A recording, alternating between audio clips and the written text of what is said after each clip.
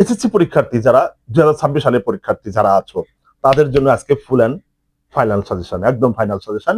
এই প্রশ্নগুলো 100%, এই অধ্যায়ের প্রশ্নগুলোর 100% উত্তর জানতে হবে। বিশেষ বিশেষ অঙ্ক যেগুলা আছে, যেগুলা এই অধ্যায় ভিত্তিক, দেখো আমি যে আজকে সাজেশনটা দেব, প্লিজ যারা একদম অঙ্কতে দুর্বল, ঠিক আছে, তাদের জন্য, যে পাস তো করবাই করবা, বরঞ্চ মানে এ গ্রেডের উপরে থেকে যাবে, তাদের জন্য, একদম খারাপ ছাত্রছাত্রীর জন্য আমি ওমর ফারুক স্যার আছি। ঠিক আছে, দেখো যে একেবারে এসএসসি লেভেলে যেসব অঙ্কগুলা 100% যে অধ্যায়গুলো থেকে আসে, এই অধ্যায়গুলো আমি তোমাদের চোখের সামনে তুলে ধরছি।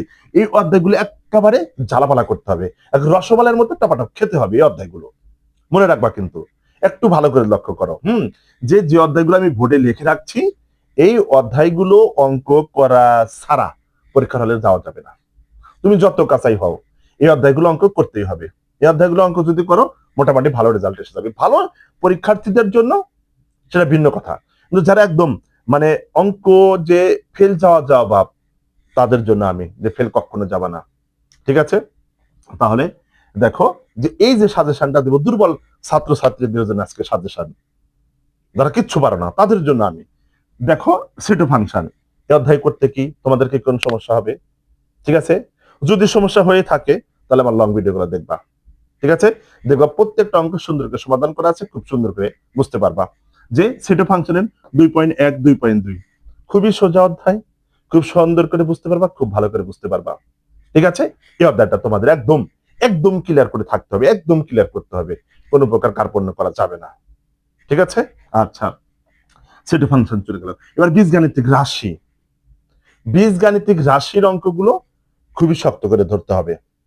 ঠিক আছে, এখানে বীজগাণিতিক রাশির অঙ্কগুলো 3.1 3.2 3.3 3.4, এটা এখান থেকে আমাদের উৎপাদকে বিশ্লেষণ করতে বলে, তবে একটু হার্ড হয় তোমাদের জন্য, যার কারণে এর উপরে আমি 3 স্টার দেই নাই। তবে যে তিনটা অধ্যায়ের উপর আমি 3 স্টার দিয়েছি, এই অধ্যায়ের অঙ্কগুলো 100% তোমাকে বুঝতে হবে, জানতে হবে, করতে হবে। ঠিক আছে, তাহলে দেখবা তোমার এই অধ্যায়গুলো থেকে কোশ্চেন আসবেই আসবে। ঠিক আছে, অর্থাৎ এখানে হচ্ছে মান নির্ণয়ের প্রশ্ন, মানে কোশ্চেন গুলো আসে, প্রশ্নগুলো আসে, মান নির্ণয়ের প্রশ্ন। তাহলে এখান থেকে আমাদের জানতে হবে, সুন্দর করে জানতে হবে। ঠিক আছে, একটু চোখ রাখো। এবার চলে যায় ত্রিকোণমিতি 9.1 9.2। এই অধ্যায় দুইটার কি করতে হবে, তোমাদেরকে সূত্র প্রথমে জানতে হবে। সূত্র যদি সুন্দর করে ধরে রাখতে পারো, তাহলে 9.1 আর 9.2 হবে একেবারে রসমালাইয়ের মতো, কোনো ম্যাটার না, দেখব অঙ্ক হয়ে যাবে, দেখব অঙ্ক হয়ে যাবে। ঠিক আছে, তারপর চলে যায় পরিসংখ্যান 17। এইটা হচ্ছে তোমাদের জন্য একেবারে সেই মোস্ট ইম্পর্টেন্ট, মোস্ট ইম্পর্টেন্ট। এই অধ্যায় দিয়ে তোমাদের 5 নাম্বার, 17 নাম্বার অধ্যায়, অর্থাৎ পরিসংখ্যান যে অধ্যায়টা আছে, এই অধ্যায় এখান থেকে তোমরা প্রথমে 2 সেট আনসার করবা, 10 10 20। ঠিক আছে, এখান থেকে তোমাদের পাস মার্কটা তুলতে হবে, একটু বুঝে শুনে তুলতে হবে। এখান থেকে দেখবা যে 20 না, প্রায় 25 মার্কের মতো আনসার তুমি খুঁজে পাবা। এক হচ্ছে সিকিউতে থাকবে 20, আর এমসিকিউতে মনে করো 2 থেকে 3টা কোশ্চেন থাকবে। আর যদি এটা থেকে সংক্ষিপ্ত হয় 2 3টা, তাহলে তো মনে করো যে 25 27 মতো মার্ক এই পরিসংখ্যান থেকে তোমাদের এসে যাবে। বুঝতে পারছে কি?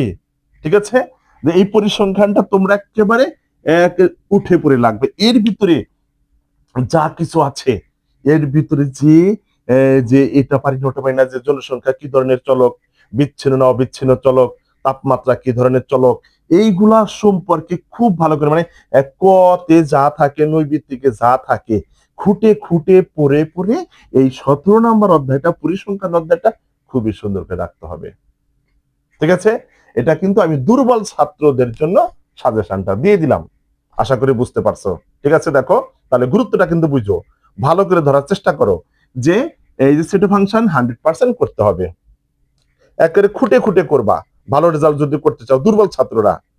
আর যারা সবল, তাদের জন্য এই অধ্যায়গুলো কোনো ম্যাটার না, ওদের জন্য দিলাম না, ওদের জন্য পরবর্তী আর একটা, যারা সবল ছাত্রছাত্রী, যারা ট্যালেন্ট, ওদেরকে আরো ট্যালেন্ট করার জন্য আমি আরেকটা সুন্দর একটা সাজেশন তোমাদের চোখের সামনে তুলে ধরবো।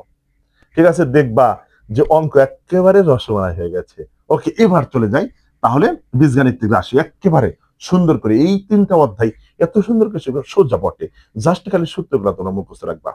ঠিক আছে, যদি কোনো অঙ্কের সমস্যা থেকে থাকে আমাকে বলবা যে স্যার এই অধ্যায়ের অঙ্কগুলো একটু করে দেন, আমি করে দেব।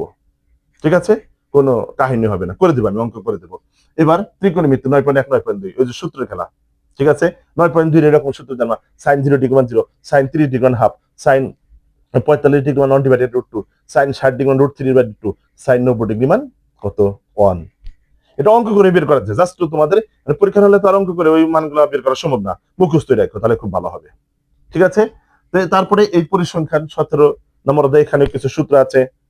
ঠিক আছে, যে এই অধ্যায়গুলো করতে হলে কোন কোন অস্ত্র দিয়ে অঙ্কগুলাকে ঘায়ল করতে হবে, অর্থাৎ সূত্র দিয়ে কোন কোন অঙ্কগুলাকে ঘায়ল করতে হবে সূত্রগুলা জানতেই হবে। দেখো যে অঙ্কগুলা ওয়াও হয়ে গেছে। ঠিক আছে, আশা করি বুঝতে পারছো। যেসব দুর্বল ছাত্রছাত্রীরা আছো, তোমাদের যদি অঙ্কের কোনো প্রবলেম থেকে থাকে আমাকে একটু জানাইও। ঠিক আছে, আমি সুন্দর করে পরিপাটি করে একেবারে ঝকঝকে অঙ্কগুলো তোমাদের চোখের সামনে তুলে ধরবো। ঠিক আছে, দেখবা তখন অঙ্ক পারবা। ওকে, আল্লাহ হাফিজ।